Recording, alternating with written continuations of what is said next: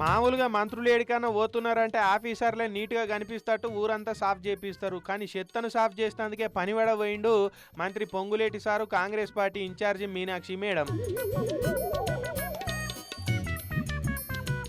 శ్రమదానానికి పోతే చెమటలు బాగా పడతాయి కాబట్టి చెమటలు వీల్చుకునే బట్టలు వేసుకుని ఒక బందోబస్తుకు వచ్చిండు కదా పొంగులేటి సారు.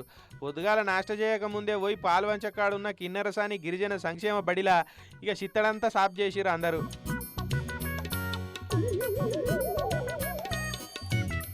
ఓ గంతగానం తవ్వుతున్నావు సారు, చేతిలో పొక్కులు రాగల.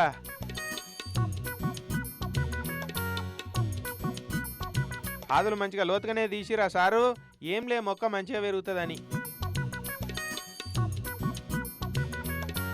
చెప్పాస్ పొంగులేటి సార్ నాటిన మొక్క అని దీనికి పేరు పెట్టురు. అదొక సెల్ఫీ స్పాట్ అయిపోవాలి ఇప్పటి సందిగా. చూడురి సార్ ఎంత శ్రమదానం చేసిండో, బట్టలన్నీ తానం చేసినట్టే తడిచిపోయినాయి. పెద్ద లీడర్లే నడుములోంచిగా చెమటల దారభయంగా మనం చేయకుంటే ఎట్లరో అని లోకల్ ఎమ్మెల్యేలు ఆదినారాయణ సారు, పాయం వెంకటేశ్వర్ల సారు, ఎంపీలు రఘురామరెడ్డి, బలరాం నాయక్ సార్లు కూడా తలో చేసి ఇక తట్టలు బట్టి మట్టి ఎత్తిపోసిర్రు. మొత్తానికైతే జిబజిబ చిత్తడున్న బడిని కుల్ల మైదానం లెక్క మార్చిపోయిరు పో.